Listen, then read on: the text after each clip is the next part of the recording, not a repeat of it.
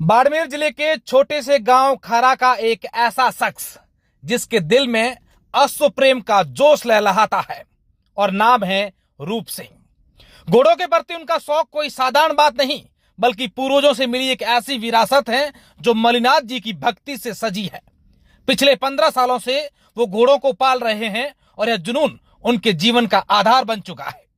आज उनके पास 5 घोड़े हैं जिनमें 2 श्याम और बाज घुड़दौड़ के मैदान में तूफान बनकर छा जाते हैं।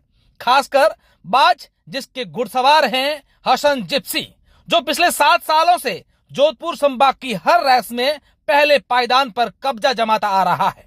लेकिन यह कहानी सिर्फ जीत की नहीं बल्कि एक ऐसे इंसान की है जो अपने अश्व प्रेम को जीता है और अपने साथियों को उसका हिस्सा बनाता है। रूप सिंह की दिनचर्या में घोड़ों को खास स्थान मिलता है। बाड़मेर से कुछ दूरी पर चूली गांव में उन्होंने अपने घोड़ों के लिए एक फार्म हाउस बनाया है। यहां वो रोजाना 4 से 5 घंटे बिताते हैं। उनके लिए घोड़े सिर्फ जानवर नहीं बल्कि परिवार का हिस्सा है। वो बताते हैं कि इनको बादाम, पिस्ता, देसी गाय का घी और वो सारी चीजें खिलाई जाती हैं जो एक इंसान खाता है। इनके लिए पौष्टिकता का पूरा ध्यान रखता हूं और उनके इस समर्पण का नतीजा है कि बाज और श्याम जब मैदान में होते हैं तो तूफान की तरह दौड़ते हैं। रूप सिंह का जुनून सिर्फ घोड़ों तक ही सीमित नहीं है, वो अपने घुड़सवारों और घोड़ों की देखभाल करने वालों को भी उतना ही सम्मान देते हैं। रेस में मिलने वाला इनाम खुद नहीं रखते बल्कि अपनी टीम में बांट देते हैं। उनकी सादगी, उदारता उनकी बातों में झलकती है। वो कहते हैं कि रेस का इनाम मेरे लिए मायने नहीं रखता, ये सब मेरे साथी हैं, इनके बिना ये जीत संभव नहीं है। उनके इस व्यवहार ने न सिर्फ घोड़ों को चैंपियन बनाया बल्कि उनका साथ काम करने वाले उनके दिलों में भी जगह बनाई है। इस अश्व प्रेम की जड़ें उनके परिवार में गहरी हैं। वो बताते हैं कि मेरे पूर्वज घोड़ों के शौकीन थे, ये जोश मुझे उनसे विरासत में मिला है। इसके साथ ही वो मलिनाथ जी के परम भक्त हैं। मलिनाथ जी जिन्हें राजस्थान में घोड़ों और पशुधन के संरक्षक के रूप में पूजा जाता है, रूप सिंह के लिए प्रेरणा स्रोत हैं। वो कहते हैं कि मलिनाथ जी की कृपा से ही यह संभव हो पाया है। उनकी आस्था और शौक का यह संगम उनकी जिंदगी को एक अनूठा रंग देता है। लेकिन क्या यह शौक सस्ता है? इस पर रूप सिंह हंसते हुए कहते हैं कि अगर खर्चे का हिसाब लगाऊं तो शायद इन्हें पाल भी नहीं सकूं। घोड़ों को पालना कोई सस्ता शौक नहीं है, लेकिन शौक का कोई मापतोल तो होता नहीं है। ये सब दिल का रिश्ता है। उनके फार्म हाउस में घोड़ों की देखभाल में कोई कसर नहीं छोड़ी जाती। नियमित व्यायाम, पौष्टिक भोजन और प्यार, यही वह मंत्र हैं जो उनके घोड़ों को मैदान में अव्वल बनाता है। बाज की कामयाबी की बात करें तो जोधपुर संभाग में उनका हर किसी के जुबान पर नाम है। 7 सालों से लगातार पहले स्थान पर आना कोई छोटी बात नहीं है। रूप सिंह बताते हैं कि बाज में एक अलग ही जोश है। वो मैदान में उतरता है तो बस हवा से बातें करता है। और श्याम भी कम नहीं है, लेकिन बाज का अपना रुतबा है। सिर्फ एक घोड़े की जीत नहीं बल्कि रूप सिंह के समर्पण और मेहनत का नतीजा है। रूप सिंह की कहानी रेगिस्तान की रेत में एक मिसाल है। एक ऐसा शख्स जिसने अपने शौक को सिर्फ जिया नहीं बल्कि उसे आसमान छूने दिया। उनके लिए घोड़े सिर्फ रेस जीतने का साधन नहीं बल्कि उनकी पहचान और उनके पूर्वजों की विरासत को आगे बढ़ाने का जरिया है। बाज और श्याम की हर दौड़, हर जीत रूप सिंह के उस जज्बे को गवाही देती है जो कहता है शौक बड़ी चीज है। चलो आइए सुनते हैं रूप सिंह अपने बारे में और अपने घोड़ों के बारे में क्या कहते हैं। रूप सिंह ने अपने घोड़े पर जो संज लगा रखा है, जो यहाँ की भाषा में जैसे संज बोलते हैं, ये भी अपने आप में एक अनोखी चीज है जिसको लेकर भी रूप सिंह से पूछते हैं और यह भी पूछेंगे कि रूप सिंह को घोड़ों का शौक कब से लगा और क्यों लगा, और इन घोड़ों की कीमत भी कई बार आंकी गई है, तो वो कीमत क्या आंकी गई है उस पर भी हम रूप सिंह से बातचीत करेंगे। पहले तो अशोक जी आपका बहुत बहुत धन्यवाद। आप हमारे इस घोड़ों के हिसाब से घोड़ों को देखने के लिए हमारी इस घोड़ों की पथारी पे आए, इसके लिए आपको बहुत बहुत धन्यवाद। मेरा नाम रूप सिंह खारा है और मैं तकरीबन 17-18 साल से मेरे को घोड़ों का शौक है और मेरे पास लगातार घोड़े रह रहे हैं 17-18 साल से। और ऊपर वाले की मेहरबानी से कहा है, मलिनाथ जी के आशीर्वाद से कहा है, मेरे 2014 से लेके और आज दिन तक मेरे घोड़े जहाँ भी गए वहाँ विनर बन के ही आए। इतना तो मेरे ऊपर आशीर्वाद है। अच्छा, घोड़े जीतने की बात हम लोग बाद में करेंगे, उससे पहले सबसे पहले घोड़ों का शौक आपको कब लगा और क्यों लगा? घोड़ों का शौक तो मेरे को 2000 लगभग मैं थोड़ा समझने लगा। 2008 से मैंने पहली बार घोड़ा लिया था और पहले मेरे अंकल जी वगैरह सब रखते थे।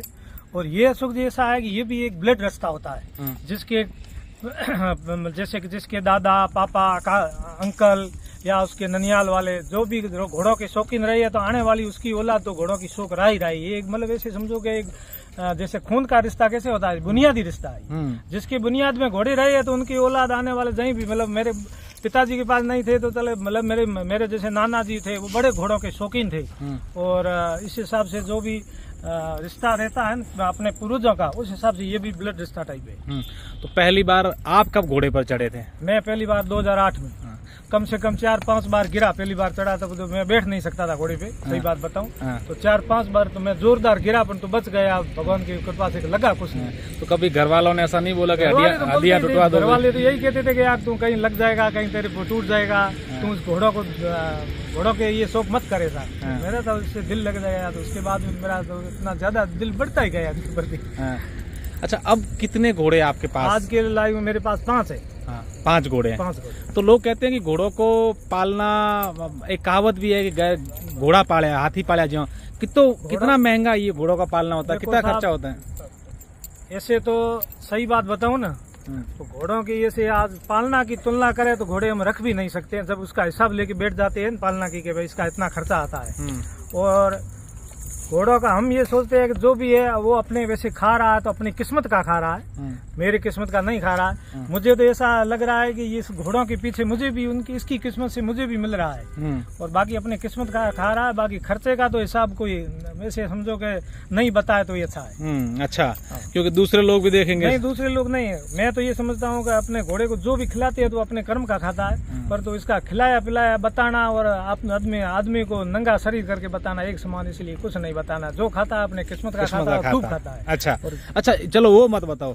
हम लोग ये भी सुनते हैं कि घोड़ों का जो श्रृंगार होता है, और आपके घोड़े के श्रृंगार की चर्चाएं हर जगह हैं कि रूप सिंह खारा के जो घोड़े उनका साज जो है वो बड़ा महंगा है।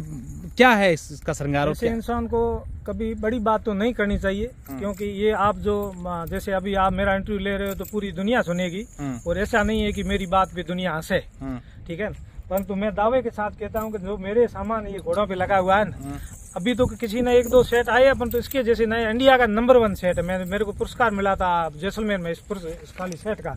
और ये सेट तो यहाँ का नहीं है, विदेशी सेट है, और सब चांदी का बना हुआ है। कम से कम 10 लाख का एक सेट है ये। इसके ऊपर जो बैठने के लिए 10 लाख। इसको क्या बोलते हैं आप? इसको हम जैसे संज बोलते हैं, संज हमारी भाषा में संज बोलते हैं, और वैसे कोई सामान भी बोलते हैं। लगभग ये घोड़े का संज बोलते हैं हमारी भाषा में, घोड़े का संज यानी सजावट।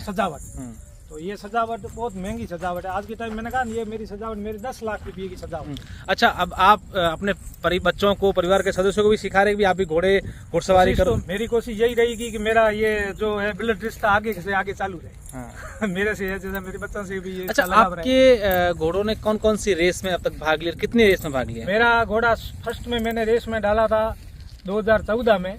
14 के बाद मेरे घोड़े, मेरे सबसे पहले एक मेरे पास अबलक करके घोड़े का नाम था, वो फर्स्ट आया था तिलवाड़े में, कमराज सिंह चलाते थे छोटा। उसके बाद में मेरे पास मलंग घोड़ा आया। मलंग घोड़े ने कई नाम किया और अखबारों में भी उसकी आई थी। मलंग के बाद में मेरा ये बाज घोड़ा है। ये घोड़ा 7 बार विनर बना है जैसलमेर और तिलवाड़ा मेले में, 4 बार और 3 बार जैसलमेर। 7 बार का लगातार विनर है, ठीक है। और ये घोड़ा अभी जैसलमेर में 3 किलोमीटर की रेस जीत के आया, 1 नंबर पे रहा है काला। ये इसका नाम श्याम घोड़ा है। ये अभी 3 किलोमीटर रेस का विनर बन के आया जैसलमेर में, जो रेस हुई थी, जो पूरे हिंदुस्तान के घोड़े आते हैं। जैसे जैसलमेर एक बड़ी रेस होती है जहाँ पूरे इंडिया के चलने वाले अच्छे घोड़े, यूपी गुजरात सब आते हैं, वहाँ कंपटीशन होता है हमारा। तो ये बाज भी वहाँ 3-4 बार विनर बन के आया। पहले मेरा मलंग था, वो विनर बन के आया, और अब की बार 2 बार लगातार ये मेरा श्याम विनर बन गया। अच्छा, अब आपने यहाँ मैं देख रहा हूँ कि बड़ा एक लंबा सा खेत ले रखा है, फार्म ले रखा है, या प्रैक्टिस करवाते हैं, रोज आते हैं, क्या क्या कुछ रोजाना रहता है? ये भी भाई शौक है। अब इसके पहले मेरे घोड़े बाजार में थे, अब वहाँ जगह नहीं है, इसलिए मेरी ये चूली के पास में मेरा खेत आया हुआ है। इसी खेत में मैंने घोड़ों के लिए बनाया सब जैसे मकान, और यहीं पे घोड़े रखता हूँ। यहीं पे मैंने मैदान बनाया चलाने के लिए। डेली आता हूँ, डेली चलाता हूँ।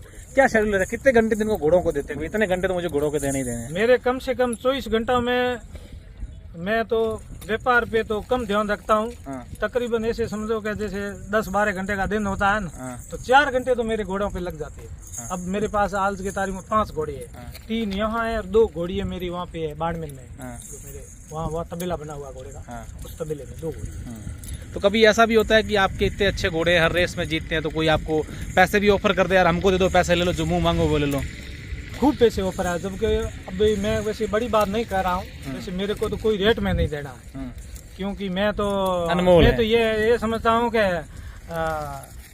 वो कहन के हीरा है, जैसे हीरा वो है ना कि इसकी हीरे का जैसी कोई मोल नहीं होता है। हाँ। हाँ। तो इसलिए मैं तो इस हीरे को खोना भी नहीं चाहता हूँ। जैसे मेरी ये सोच है कि एक पुरानी कहावत है, कहे संग्राम दास हाथ में हीरा आया जद घात गोफन में खूब फगाया, फगावत फगावत एक हीरा बचाया तब हीरो का पारखू आया, हीरो का पारखू आया जद मैं सिर पकड़ के खूब रोया, अरे के ऐसे पत्थर तो मैंने घात गोफन में खूब फगाया। तो इसलिए ये हीरा है। इस हीरो को आप खोना नहीं चाहते हैं ऐसे तो। हाँ। अच्छा, क्या क्या ऑफर आया होगा अगर पूछना चाहें, अगर हम जानना चाहें? मैं झूठ बोलने की बात नहीं करता हूँ, ना को करोड़ों की बात करता हूँ। हाँ। मेरे को अभी इसी मेले में भीलवाड़ा पंजाबी मेले आए थे, सरदार आए थे। वो उनका बाहर कनाडा में बिजनेसमैन है बड़े, उनको एक शौक के लिए घोड़ा लेना था। उनको यही मेरा घोड़ा जो चल रहा था, उन्होंने 2-3 दिन मेले में देखा और लोगों को उत्सुकता और तालियां बजाते हुए देखा। जब लोग मेरा घोड़ा निकलता था, लोग सब तालियां बजा लेते थे, मेले में हाँ मच जाता था। तब उन्होंने बस यही घोड़ा पसंद किया और मेरे को बोला, भाई साहब आप ये घोड़ा हमारे को। मैंने कहा मेरे को घोड़ा देना नहीं है। फिर उन्होंने कहा, मैंने को रेट, मैंने देखो मैं कोई चीज देता हूँ तो मैं रेट करूँ, जबकि मेरा एक ऐसा सिद्धांत है कि घोड़े का और गाय का, मेरे राजपूत क्षत्रिय को कभी व्यापार भी नहीं करना चाहिए हो सके। हाँ ठीक है, अपने घोड़ियाँ रखते हैं, ज्यादा घोड़ियाँ हो जाती है, गाय रखते हैं ज्यादा गायें हो जाती है, वो चीज एक अलग होती है। पर व्यापार के रूप में जैसे ये मैं घोड़ा लाया, अच्छा निकला और पैसे ज्यादा मिल रहे दे दूं, ये मेरा कभी सिस्टम नहीं है। हाँ ठीक है, मेरा शौक पूरा हो गया, कभी चल रहा है, जैसे शौक पूरा हो गया और अब अपने को शौक पूरा होकर देना, वो चीज एक अलग है। पर तो पैसों के लालच में चाहे मेरे को करोड़ रुपये दे तो नहीं देना। 50 लाख का मेरे को अभी ऑफर आया इस मेले में, इस घोड़े का। हाँ, वो मेरे को खुद बोल के गए अपनी जबान से, पहले 25 से शुरुआत हुई थी। अच्छा, बाज घोड़े के लिए भी ऑफर आया था बड़े? बिल्कुल, बाज घोड़े का भी 51 लाख का इसका ऑफर आया हुआ, परंतु इसको मैंने दिया। किसने ऑफर किया था वो? ये ऑफर किया था अपने गुजरात की पार्टी, ठीक है, उसने मेरे को 51 लाख तक का ऑफर किया था भाई। अच्छा, हमने ये भी सुना है कि आपके जो घुड़सवार हैं जो रेस में भाग लेते हैं, वो इनाम जीतते आप उनको दे देते हो, आप नहीं लेते? बिल्कुल, मैंने कई बार जो भी मेरे को इनाम मिलता है तो मैं हमेशा, मेरे को फर्स्ट बार में महाबार में एक रेस रखी थी अपने वीना प्रधान जी करके कलेक्टर साहब थे, और उस टाइम 2000 में बात कर रहा हूँ 12 की, 2012 में रेस रखी थी। वीना प्रधान जी ने, वहाँ मेरा घोड़ा फर्स्ट आया था महाबार में, 21,000 रुपये मिले थे, मैंने 10,000 दे दिए सवार को, 11,000 बाबू जी के मंदिर में। उसके बाद में मेरा रेगुलर घोड़ा जीता आता, मैं कभी अभी चांदी पहले 2 बार जीती थी, किलो हाँ चांदी जीती, तो वो भी मैं ज्यादातर इस घोड़े के सवार को, ये घोड़ों की सेवा करने वालों को उसको देता, मैं घर में कुछ नहीं करता। और जैसे गौशाला को थोड़ी बहुत दे दी, थोड़ी बहुत बलदार जी के मंदिर को भी दे देता हूँ, ऐसे बांट देता हूँ। अब यूँ है, हमने ये हिसाब लगाया ना, तो हमारे घोड़े वैसे चांदी का कोई महत्व नहीं रखते, क्योंकि ये चांदी खाते हैं और लीड निकालते हैं। अच्छा, खाने के लिए चांदी इनको हम देते हैं, ठीक है, क्योंकि घी, बादाम, पिस्ते सब जो अच्छा आदमी, जो पैसे वाला इंसान जो अच्छी पौष्टिक चीजें खाता है ना, वही चीजें हम इनको खिलाते हैं और निकालते लीड है। तो हम यही महत्व समझते हैं कि चांदी खाता है और लीड निकालता है, इसलिए हम कोई चांदी का महत्व नहीं समझते। बहुत बहुत धन्यवाद। शौक के आगे सब कुछ नहीं। अच्छा, कितने लोग ऐसे आपके जो हैं जो घोड़ों का देख सार संभाल करते हैं? अभी ये 3 जने हैं, 3 जने पूरा कर को देखते हैं, ठीक। वो कहते हैं ना कि हीरा मुक्सु न कहे लाख हमारा मोल, इसलिए हम हमारे मुंह से कुछ नहीं कहने चाहते हैं कि भाई घोड़े की क्या मोल है, क्या कीमत है। बहुत बहुत धन्यवाद। ठीक, धन्यवाद।